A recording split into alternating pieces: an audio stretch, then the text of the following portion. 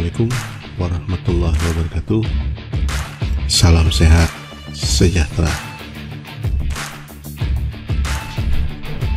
Kali ini kita akan melanjutkan konten kita yang terdahulu, yang video sebelumnya berisi tentang membongkar rahasia dosen. Nah, ini adalah yang jilid keduanya. Ada rahasia lain yang masih jarang diungkapkan atau jarang digunakan oleh banyak orang. Apa itu? Oke, cek setelah ini. Minum kopi dulu.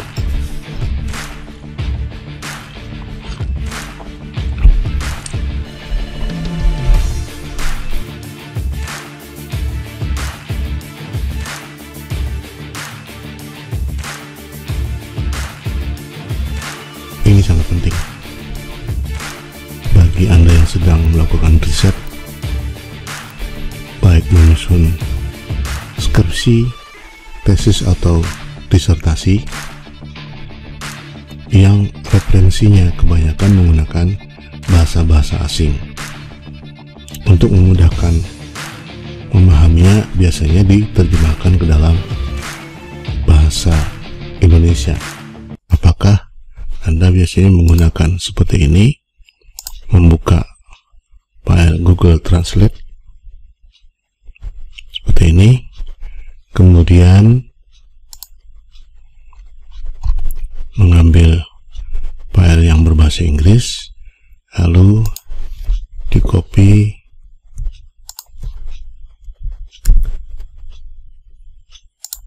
dan di paste seperti ini. Ya, lalu kita ratakan dulu di sini agar penerjemahannya lebih bagus. Nah, baru kemudian nih, supaya lebih bagus penerjemahannya diedit seperti ini. Baru kemudian hasilnya di copy, lalu ditempelkan atau di paste di dokumen dalam format Word, ya. Kenapa harus bagian demi sebagian?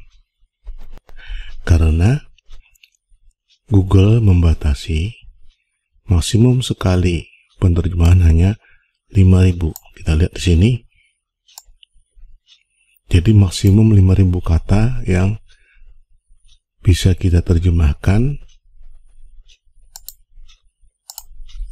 secara online seperti ini sekaligus.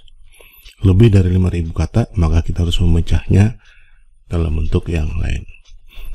Jadi tidak mungkin di sini menggunakan menerjemahkan sekaligus satu dokumen. Nah, padahal jangankan satu dokumen, untuk satu tadi kita hanya menerjemahkan satu paragraf abstrak, ya. Ini abstrak tadi cuman berapa kata? 1360 ya kata. Itu perlu berapa menit, karena harus membuat perbaikan dulu, hasilnya menjadi lebih bagus. Itu baru satu paragraf. Bagaimana kalau dia satu dokumen yang terdiri dari puluhan bahkan ratusan paragraf? Berapa jam akan baru selesai? Nah, ada nggak caranya supaya bisa sekaligus satu dokumen penuh sekaligus diterjemahkan? Inilah rahasianya yang dilakukan oleh seorang dosen. Kita intip caranya setelah ini. Oke? Jangan kemana-mana, jangan skip dulu. Untuk bisa menerjemahkan sekaligus satu dokumen dari bahasa asing, dalam ini adalah bahasa Inggris, ke dalam bahasa Indonesia, maka kita memerlukan bantuan tools selain Google Translate tadi. Caranya seperti apa dan tool apa aja yang kita perlukan? Pertama adalah kita masuk dulu ke Google Chrome. Kita masuk ke Google Chrome, kemudian pilih Drive.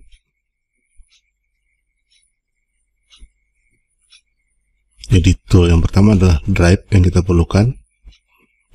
Untuk apa? Untuk menyimpan dokumen yang nanti akan kita terjemahkan. Nah, sekarang kita sudah masuk di Drive. Pilih tanda plus ini baru untuk mendownload atau mengupload file yang akan kita terjemahkan. Kita cari filenya. Saya ambil contohnya misalnya penelitian tentang coronavirus perception. Ini sekarang kita download, kita upload, Oke, ini udah selesai. Nah, ini dia. Langkah selanjutnya adalah file ini kemudian kita buka dengan Google Dokumen. Jadi tool yang kedua adalah Google Dokumen. Ya, dari file yang asalnya PDF sekarang kita jadikan Google Dokumen. Pilih buka dengan Google Dokumen di sini, klik seperti ini.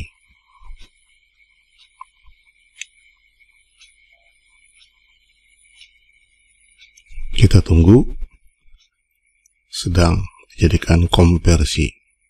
Nah, Google telah mengkonversi seluruh dokumen ini. Yang berapa jumlahnya ini? Jumlahnya ada 32 halaman. Oke. Sekarang kita sudah dapatkan file Google Dokumennya. Nah, untuk itu kita perlu perbaiki dulu susunannya agar hasilnya jadi lebih bagus seperti ini. Dan walaupun pekerjaannya sama dengan seperti kita yang secara parsial kita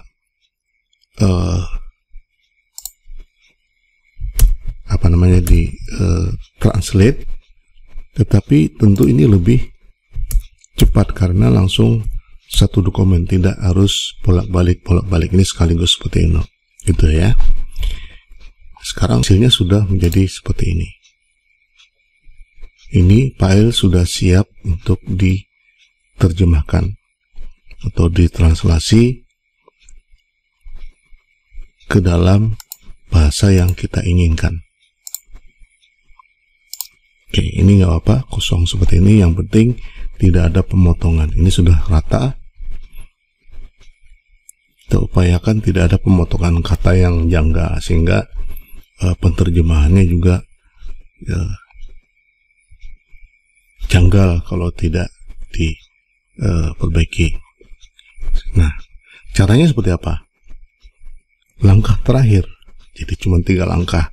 Buka Drive, upload filenya, buka dengan Google Dokumen, kemudian edit,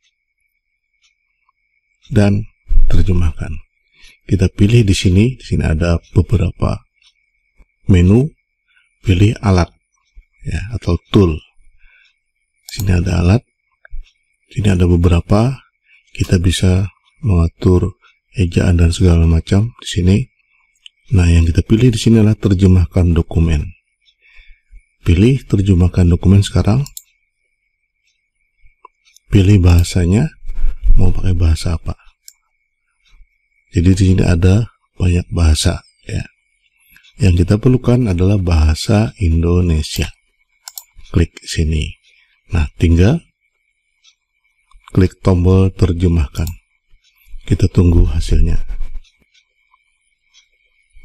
Nah, sekarang sudah nggak sampai 1 menit, satu dokumen yang isinya 32 halaman itu sudah jadi berbahasa Indonesia. Judulnya Persepsi Coronavirus dan Kecemasan Ekonomi. Aslinya adalah Coronavirus Perception and Economic Anxiety. Berapa menit yang kita lakukan untuk menerjemahkan satu dokumen? Kurang lebih, kalau 32 halaman tidak sampai 10 menit. Nggak sampai 10 menit. Nih, tinggal kita perbaiki, dan ini masih dalam bentuk dokumen Google. Nah, langkah terakhir tentu saja ini juga langsung bisa digunakan. Langkah terakhir adalah kita ini download dalam bentuk Microsoft Word.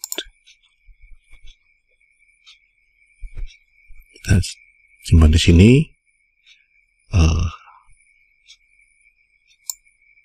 Kita tempatkan dulu di, misalnya di desktop ya. Oke.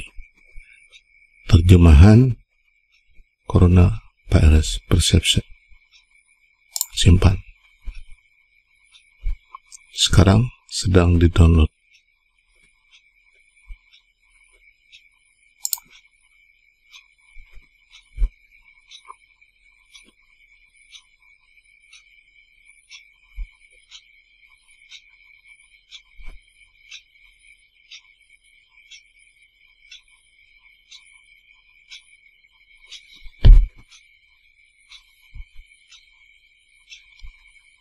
Oke, sekarang udah selesai.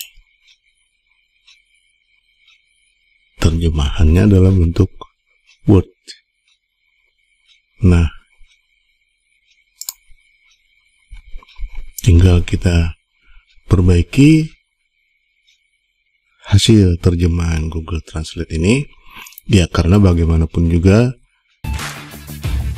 pekerjaan mesin itu tidak terlalu sempurna, jadi kita perlu sempurnakan bahasanya, terjemahannya, ejaan dan seterusnya.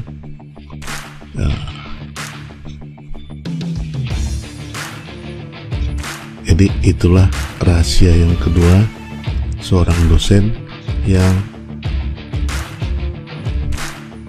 melakukan riset dengan referensi berbagai sumber jurnal berbahasa Inggris. Kenapa bisa cepat mempelajarinya? Karena terutama rajin. Ya, di samping rajin punya trik tertentu yang dilakukannya. Jadi tidak satu persatu parsial, kata per kata atau baris per baris menerjemahkan, lama banget. Bisa-bisa satu malam baru satu dokumen. Belum lagi kalau referensinya banyak, maka akan banyak waktu terbuang. Tapi dengan menerjemahkan seperti ini, maka kita bisa lebih menghemat waktu. Oke? Sampai di situ dulu. Kita akan ketemu lagi pada rahasia-rahasia selanjutnya. Jangan lupa like, subscribe, komen. Assalamualaikum warahmatullahi wabarakatuh. Tetap kreatif dan menginspirasi.